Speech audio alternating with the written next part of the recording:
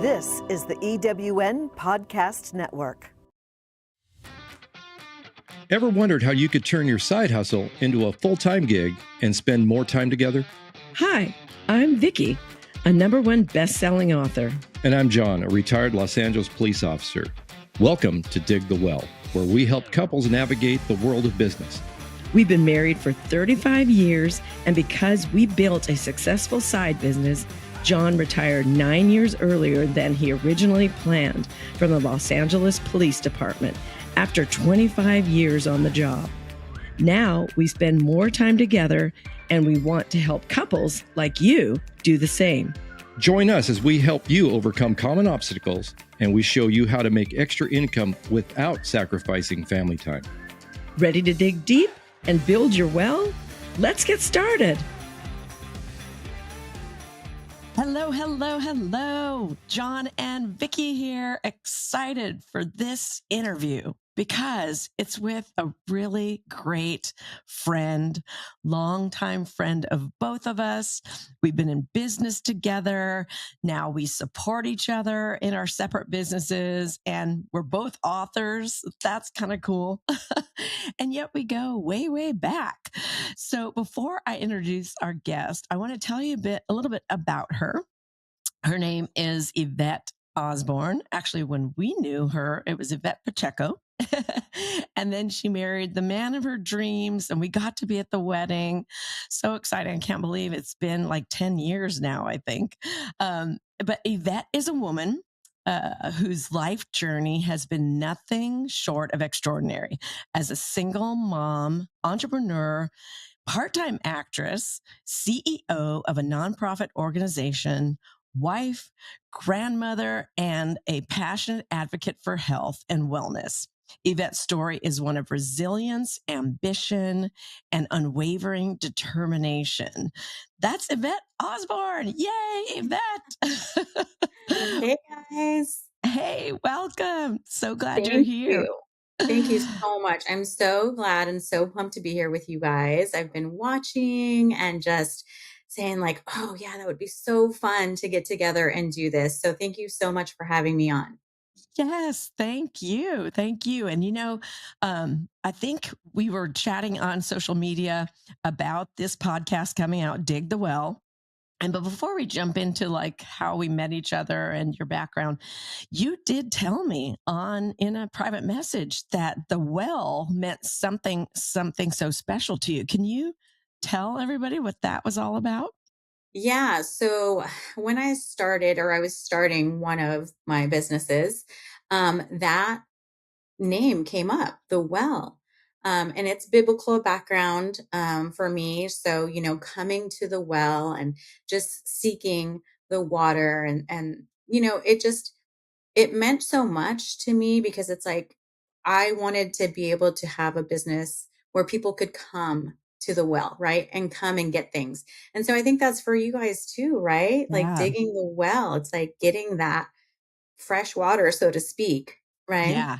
Yeah. I love that. And when I started saying, hey, I dug the well before I needed the water with one of our businesses, I didn't think about that at all. And I'm a spiritual person too, Christian, believe in Jesus Christ, all of the things. He's my Lord and Savior. And John's too. And that just is so cool that the whole, how that all works out. Yeah. It's amazing. So so it was a good way to start. So kind of that was like the umbrella name for me to start off and do all these other things. So cool. Well, yeah, let's dive into your background. So I know I talked about it in your bio that you're a single mom raising your son on your own. And when you and I first met, I think that's where you still were, right? You had your son.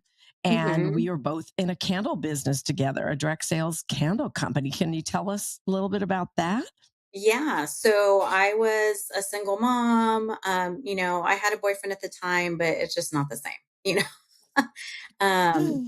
You're definitely doing things by yourself and, had the traditional 9 to 5 that I hated and that I was a slave to. But that wasn't going to cut in. It wasn't paying the bills. So a friend had approached me about this business. And of course, the reason most people start other businesses is because they want a discount or something. And I'm guilty. That's what I wanted. I wanted this one item so badly. And, but I have to say that after everything, that was like 2002, maybe.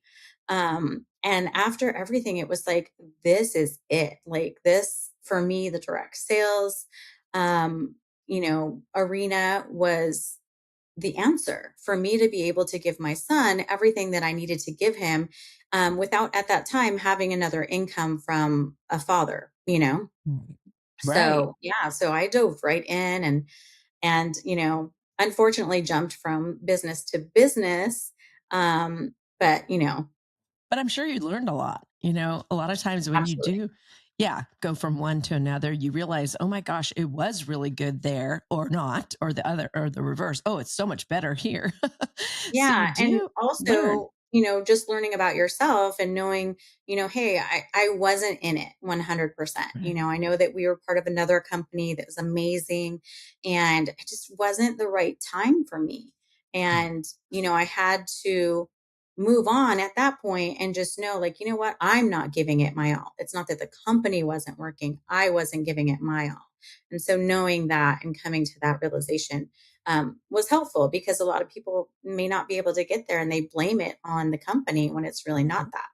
That is so good. And That's a great point. yeah, we've talked about that, taking responsibility for yourself and your Yeah. own actions. And I love that you saw that, hey, this just wasn't the right timing for me. I wasn't ready for it or whatever it Hmm. was. But then you moved on, and I know you're thrilled with what you're doing now. Yeah. Yeah, for sure, for sure. So yeah, and in the midst of all that, between the candles and the other one that we were together on, you met Kyle. And tell us Mhm. about meeting Kyle as a single mom. How was that? Oh gosh. Well, Elijah was already, my son was already, I think, 18 or 19 around then. Um, and I had given up. I was like, listen, let me just be single. I'm good at being single. And I met Kyle, and I think that, you know, the most important aspect of all of that was the prep time. Like all of the time, all of the drama, all of the things that went wrong or that are allowed to go wrong in my life were setting me up for that moment. Right. And same with him. So, I mean, we say it all the time. Had we met each other, a year earlier, we probably would have hated each other you know, because it was just we were in a different space. But Yeah. when we met that night and got together, it was done. It was instant. We knew. I mean, I was older, at this point because I had had so many bad relationships throughout my life. So I knew what I wanted and I had boundaries and so did he. And so we knew right away and we got married like a year later, That's so awesome. which is And we, crazy. Like yeah. I remember such a when you were short going time. through that. Didn't you meet at church or a church function or through friends through church or something? Or no? No? No, Tell Not we us. even met at the close. typical bar,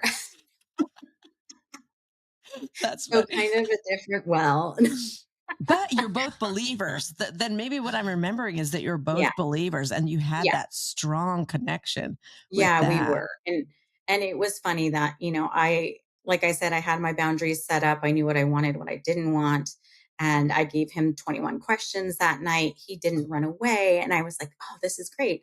And he did the same, he let me know about, him being a Christian also and maybe some hurts that he had in the church. But yeah, he started going to church with me because that was such a big part of my life and not just Sundays. I told him, I go Wednesday. I've been in the choir for 14 years. It's a big part of my life and that could scare away a lot of guys.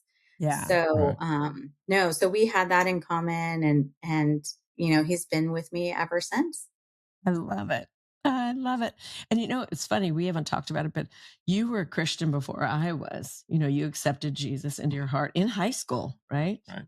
And I was after. Oh, this is kind of something to talk about is it was a direct sales company, actually a multi-level marketing company that brought me to the Lord. Isn't that crazy? And I don't talk about it.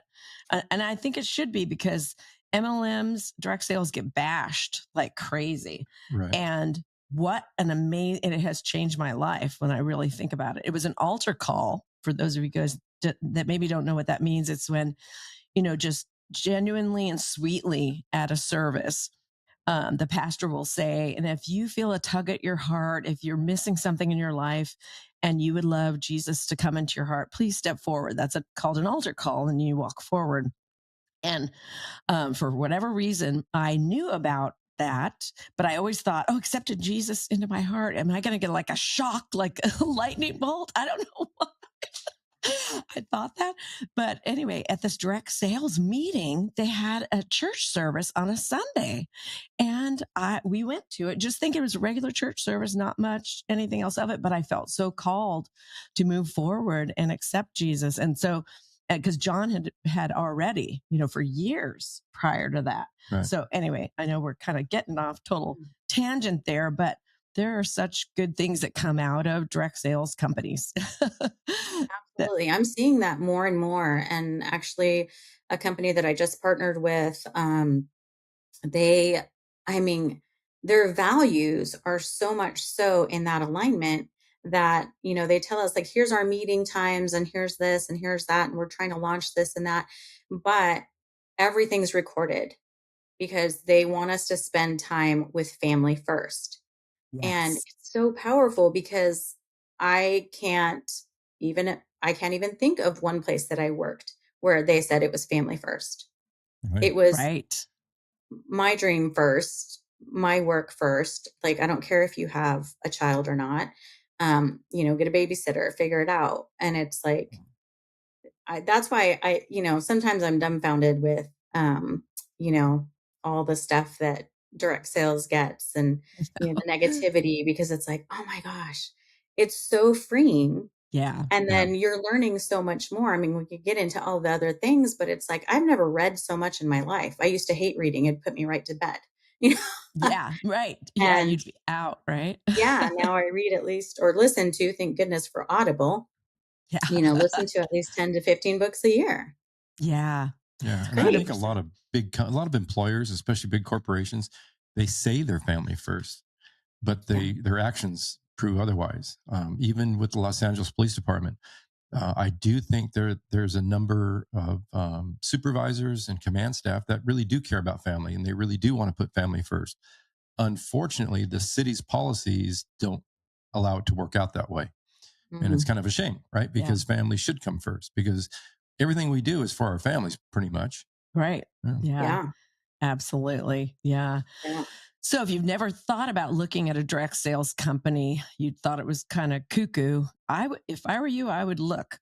I would Yeah. look at one that maybe your friend is recommending to you, because there's so much goodness that our marriage got stronger. I'm like you, Ivette. I read so many books a year. I listen to at least 10 to 15 minutes to sometimes an hour a day of some type of personal development podcast on, bettering myself. And it started in that direct sales company. Yeah. Exactly. That's where it Hmm. started for me too. Yeah. Yeah. Yeah. Crazy. Cool. Very cool. All right. Okay.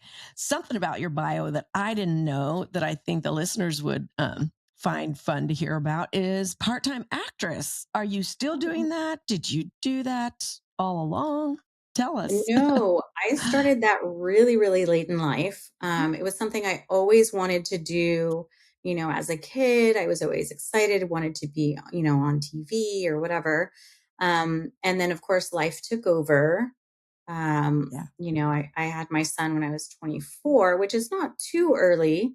But, by that time, it was all about making money. I mean, from the time I was 15 on, it was like, how much money can I make?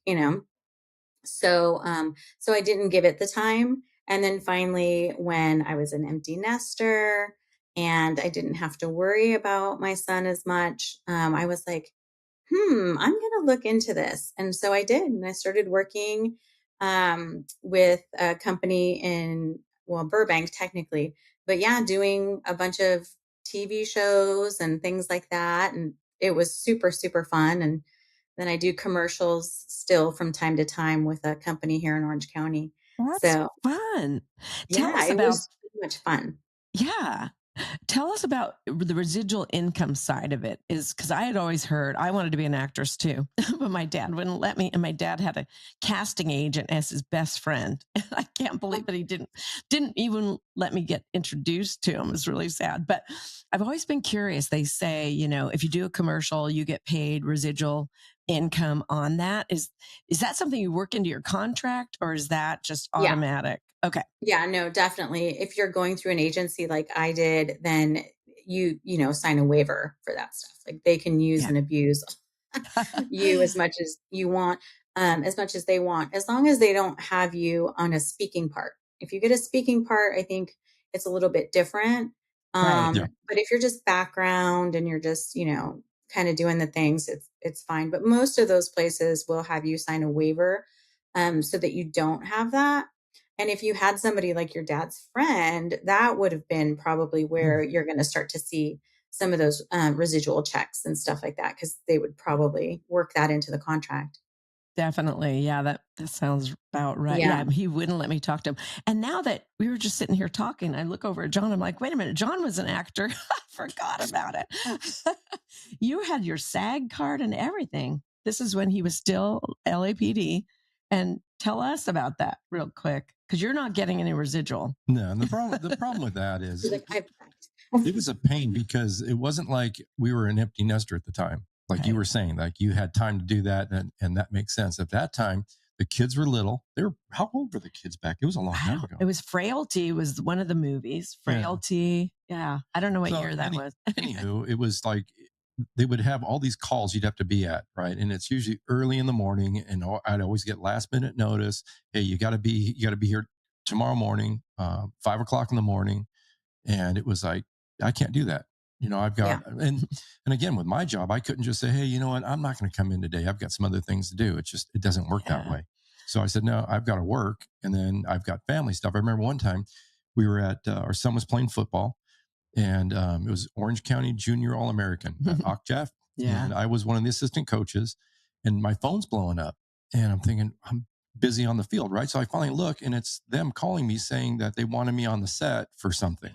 It was for Robbery Homicide Division, that show back in the day, RHD. Because he did a lot of police stuff, obviously. Yeah. They want a real police. Like, I can't. There's no way I'm going to make it out to Los Angeles to do this. And besides that, even if I could go out there, I wouldn't, because I'm here with my son, my family, and this is way more important. Yeah. That must have been 2000. You asked what year? 2001, 2, 3, around there. Yeah. Yeah, how funny. I'm sitting with two actors. It was funny because here's kind of a funny story. Our daughter, Misa, one time, she was upstairs watching TV, and she was watching Entertainment Tonight happened to be on, right? And they were covering the movie Frailty. And they did like a special behind the scenes thing. And they were following me around with the camera behind the scenes, getting ready, getting the makeup and all that. And she goes, Dad, you're on TV. You're on TV. I'm like, I'm on TV. What would I be on? What did I do wrong? Right? Why am I on TV? But it was because of that. That's funny. That was with Paxton, wasn't it? Yeah. So if you get the DVD of that movie at the end, they do a thing about the making of it. So I'm in that part of it. Oh, nice. Our So DVD has me in it. Yeah, you must have gotten credit. Yeah, I guess. But not extra pay or anything. You got paid pretty decent, but not. Yeah, and then I did some consulting for a couple of movies too. Oh, nice. Yeah. See, cool. That's different for sure. But yeah, I mean, it worked out, and now that I think of it, like when you said the year, it was 2019 because I started it then, and then 2020 it just stopped because of the pandemic. Right. So yeah, and then I went back a couple times and did a couple shows, but the money was good, and like you said, I had the time. I wasn't working. Why wasn't I working?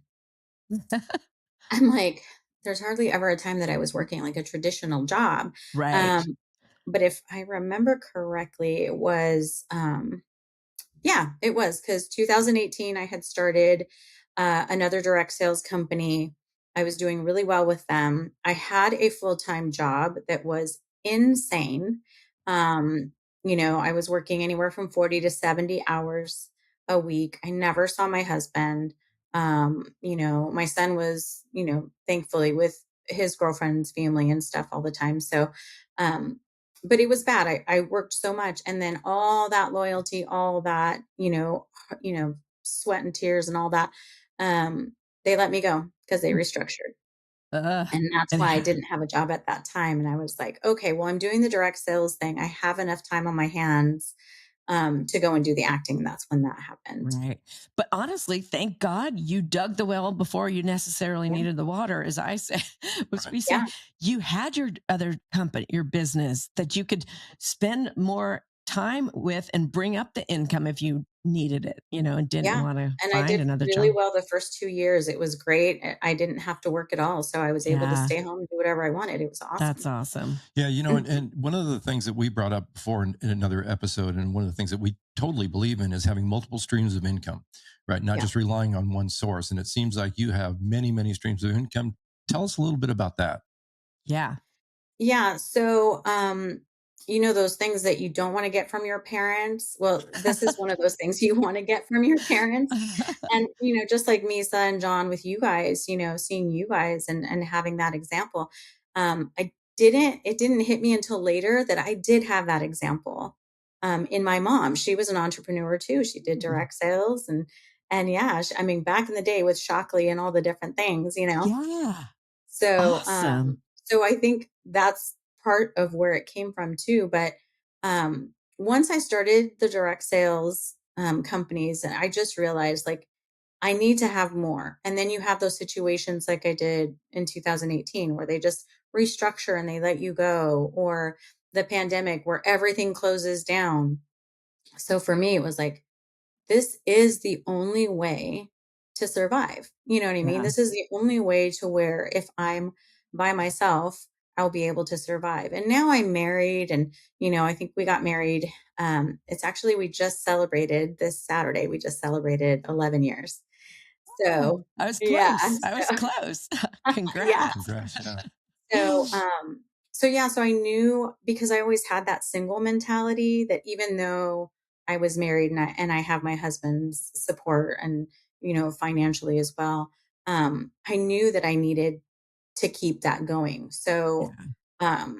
I was doing the acting, I was doing commercials at the same time, I was doing direct sales at the same time, and then I was doing like little side jobs too. Yeah. So, You I do mean, what at you, one yeah. point there was like 5 or 6 things that I was doing, but I had the freedom and I got to do whatever I wanted, and that was the big thing for me because I never had that when I was younger. Yeah. That's awesome. I didn't know about your mom was shackling. How funny. I That is know, so isn't cool. that crazy? Yeah. So cool. And your dad, um, wasn't he somewhat, was he a truck driver? Remind me what Mhm. your dad, yeah. Yeah, So that's so kind of setting your own hours to an extent, isn't it? Or not well, really? that was later on for him. So I Okay. think he started that when I was in high school. But before that, they had their own business. Mm, He worked with her in the direct sales marketing mm, businesses as well.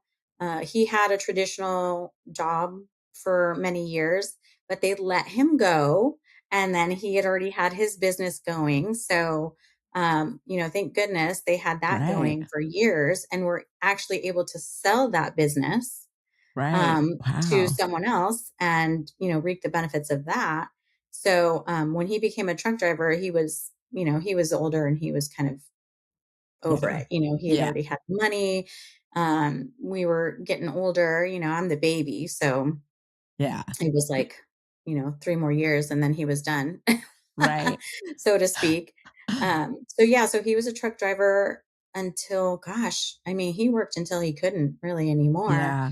Um, and so that was probably 12 years ago, I think is when he Yeah. retired. That's right. And And then he but bought man, property. he still wants to own businesses and stuff. I'm like, "God, no, retire, enjoy It's your life." funny. It's funny when Mhm. it's in your Yeah. blood, like, Yeah. I think it'll never leave us either. Yeah. Right. Yeah, But it's when that we had to mindset. right. When we had to close Prestige Motoring Accessories, which is our brick and mortar in the city of Brea, we had to close it and bring it home, and we made it kind of a mobile business. We still felt like it kind of ended, but we swore to each other we would find that perfect business again someday. Like we were not going to be denied. So yeah, it gets in your blood for sure. All right. So tell us, tell us about being a CEO of a nonprofit. Like what inspired you to do that? And then tell us all about the nonprofit. Yeah. So, a couple years ago, I was doing like a fast, with our church. I was reading a book. We were going through the steps together and just spending a lot of time in the word. And that's when it came to me. And I heard nonprofit, and I didn't know anything about nonprofits whatsoever. I just didn't know about them. And I was like, why would I do a nonprofit? Like, why would I not want to make money? Because I Right. took it literally, right? Right. And I was like, no, I don't want to do this. And then all of a sudden it started coming. And the more that, I think it was 21 days that I was doing this fast, and just spending time in the Bible and all that, and it just kept coming and kept coming, and the Lord was just like, listen, you had a story, you had to live through something as a single mom. You had to live through other things in life that you did, and it's your turn to help. It's your turn to help these people.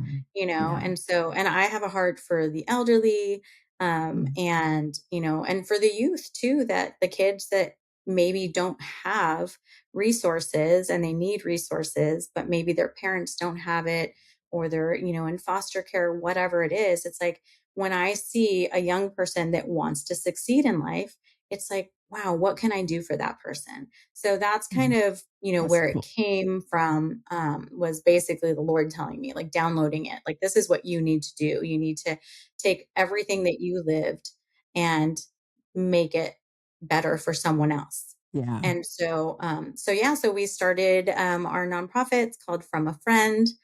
Um, I and, love that we do, name. Yeah. yeah, isn't it great? Love that. That's My so friends used to cool. always call me friend. So instead of my name, it Oh, was like friend. And so I thought it was perfect. And so we do little things here and there, when we can, if somebody's going through a hard time, definitely single parents, male or female, because I've had a lot of guy friends that have lost their wives and have been left yeah. to be single dads. Yeah. So, yeah, so we So is it do, kind of anonymous? Do they know yeah, they're getting? some of it is. I love that. Yeah. I love that.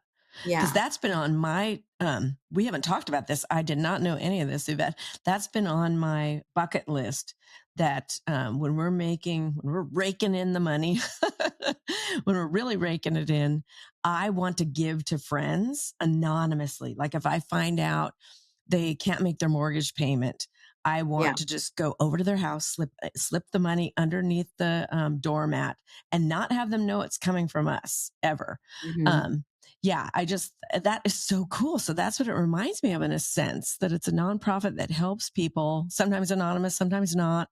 That Yeah. is so cool. Yeah, the Yeah. other day we got to meet a kid. I can't remember where his family is from, but he was stuck with a foster family. And one of my friends is a professional soccer player who now coaches for a team here in Orange.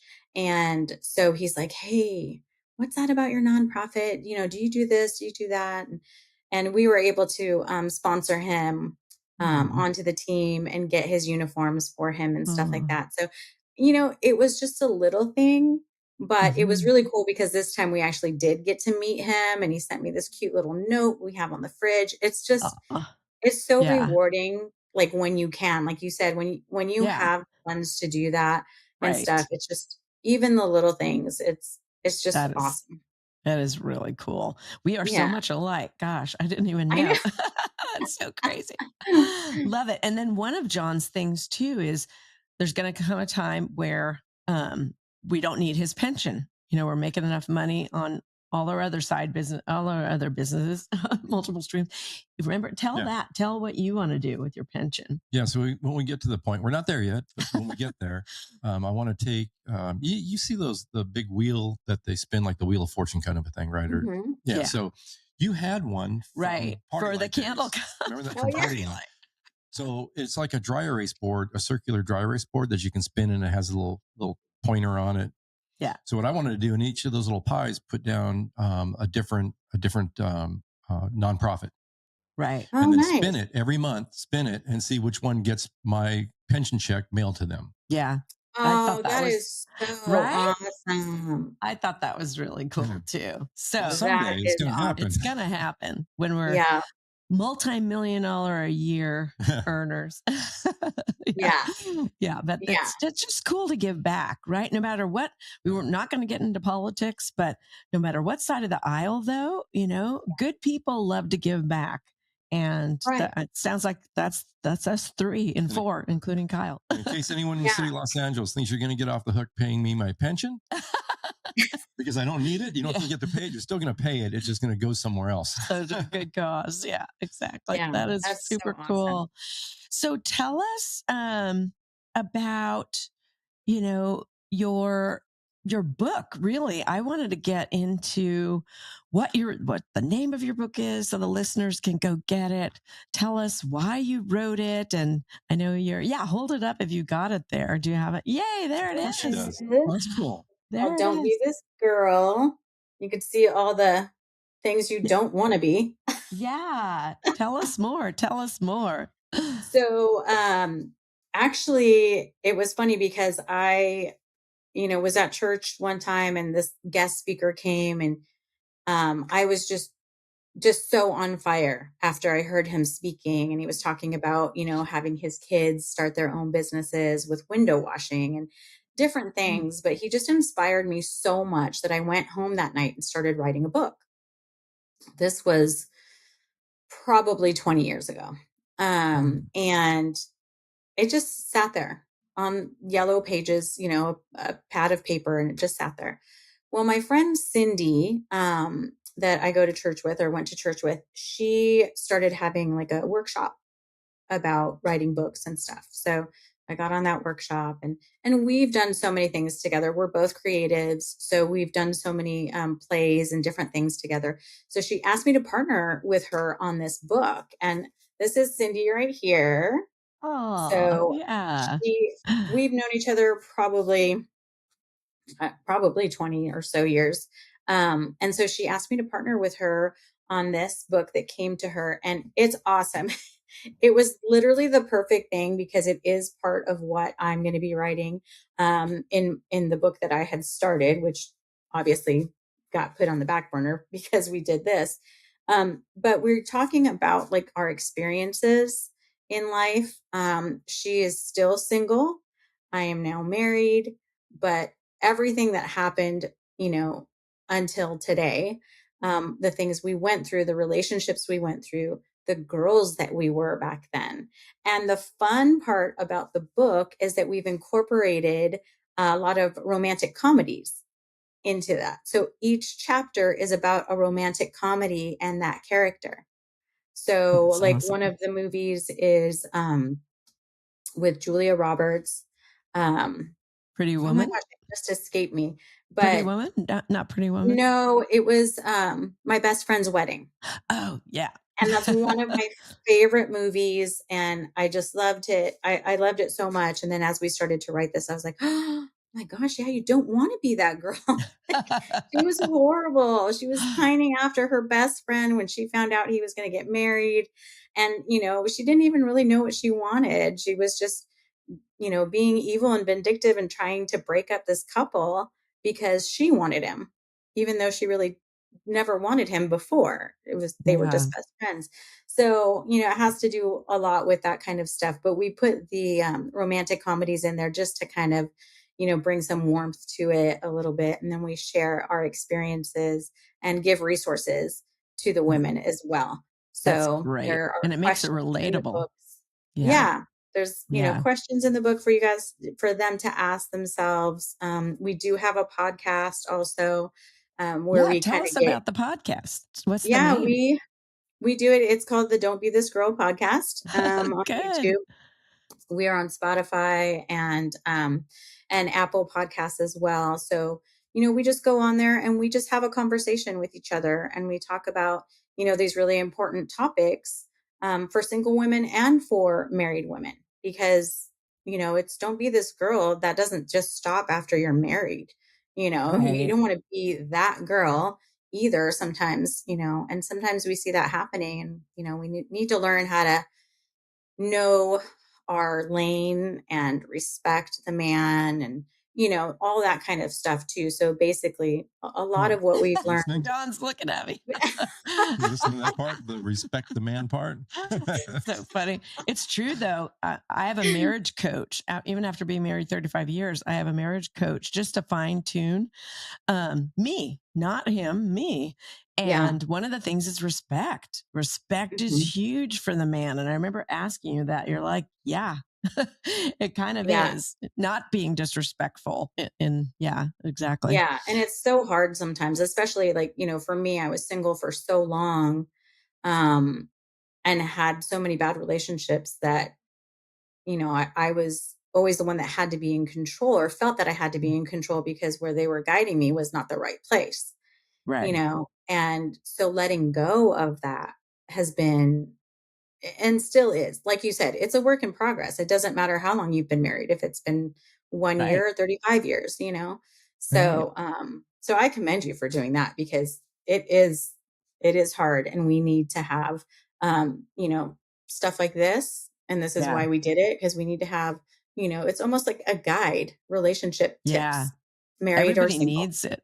Otherwise, you're just perpetuating the same things that your mom did. Then she didn't know any better because her grandmother did. That's why I sought out the coach that I have, because I realized I could help tweak our marriage and make it that much better. Because honestly, it really is us for the Yeah. most part. You Yeah. guys are And I think awesome. that's why we have those Yeah. resources for the women in Yeah. there, just to guide them, and to let them know that, you're not alone, first of Yeah. all. There's always Right. a good person that you can connect with to get, and most of it is biblical Right. Exactly. resources and stuff like that, because we believe that, you know, seeking God and seeking that wisdom is going to help with all of that. Like, you don't feel Right. like you need to control someone when you know that that person is there to guide you and to love you. Right. So, Right. I yeah, agree it's been 100%. fun. It's been an amazing thing that we did last year. We launched it last year, That's so and great. Does yeah. it drop on a certain day every week, or do you guys, is it like how No, often? we've been a little off. My co-author just moved to Tennessee. So Oh, yeah. That yeah. can throw a wrench in the works. Throws a little wrench. So Yeah. we try to get them out there. We try to do at least once a month now. We're going to be Awesome. going live on Instagram a lot more come January. We're going to kind of revamp everything and go live a lot more, so that we can get some That'll guests be on fun. there. We're going to be doing a book tour also, Ah, hopefully in February. And it'll be a awesome. virtual book tour. So that will be very fun. Yeah. So you'll do it by Zoom, like people could. Uh-huh. What? Oh, perfect. Yeah. Perfect. Love it. Love it. Yeah. You're giving me ideas for my book. I know. It's So great. yeah, yeah. So it's so cool. Like our paths keep, like we were together and then we've separated, but always remained friends. And then like our paths keep crossing, because I know when my book was coming out, your book was out already, I think, or it was Mhm. about to something. Yeah, it Yeah, was just, yeah. it's so funny. And then I we had know. that. We have that great picture of both of us holding each other's books. Yes, Yeah. so cool. And then so we cute. had that impromptu meeting out in the middle of the desert. Oh yeah, do you Remember remember that? that? So Yes. I don't remember if we were, I think one of us was driving to To- Vegas from Southern California, and the others were driving home from I Driving think Vegas. we're back. doing Yeah. two. And Yeah. we Yeah. ended up stopping like halfway across the desert between Southern California and Las Vegas. We stopped at this, that was a really Eddie's odd place. World. Eddie That's World, it. yeah. That's it. And we passed by it, and I thought, I want to see what this Eddie World is all about, because it's huge, right? It's Yeah. a big place. And luckily, they have a Tesla supercharger there. So we thought, hey, We'll charge the car. We'll go check out this Eddie World thing. We walk in, and then all of a sudden, And I there hear you go. Ivette yell out my name, our names, and we're like, what? And we turn around like, oh my gosh. Like we have met in the craziest place. Like God has a reason to keep bringing us back together. It's really cool. So anyone driving across the California desert between, what is it, on the 40? No, on the 15.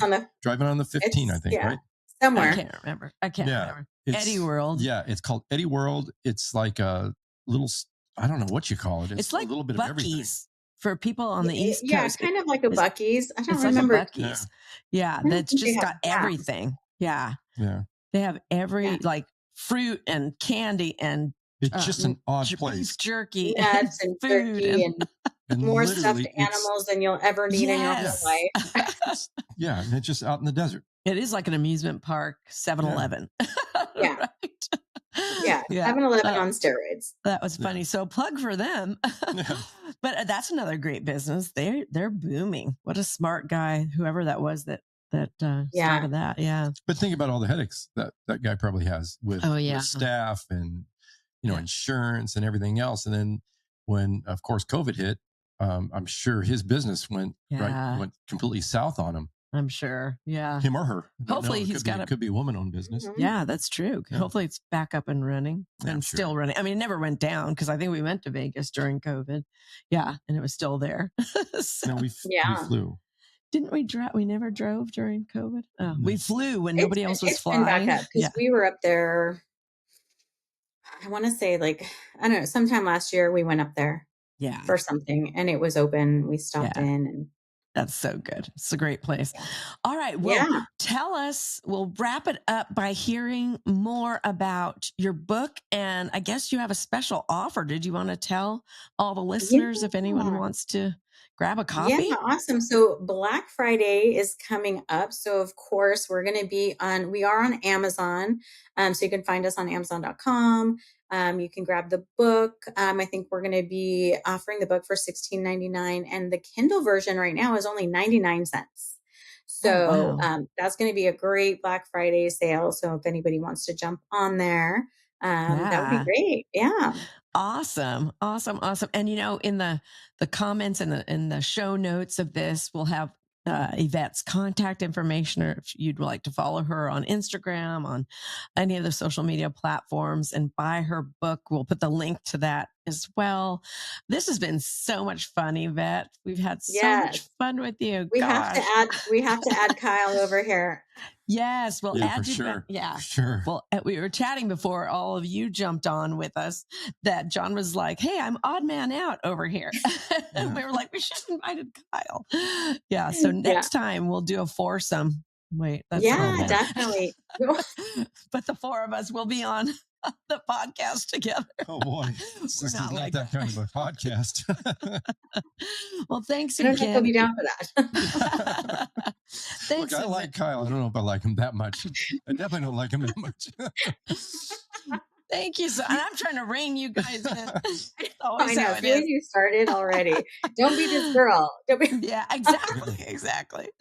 I hope you guys enjoyed this. Hope you learned something from what Ivette was sharing. If you are a single mom, you know that the possibilities are out there for you to make the life of your dreams, because that's what Ivette has done for herself, and especially meeting Kyle, and now they're building their dreams together. So we're glad that you're here. Be sure to leave us a review, share this with a friend, and we'll see you back on the next one. All right. Thanks for joining us. Bye. Bye. Thanks for joining us on Dig the Well. We hope you feel empowered and ready to take on new challenges. Remember, if we can do it, so can you. Keep learning, keep believing, and going after your dreams. And if you enjoyed this episode, share it with someone who needs a little inspiration or maybe a nudge in the right direction. Help us grow this community of go-getters. Together, we can achieve greatness and get back to family. Thanks for listening, and let's keep digging the well.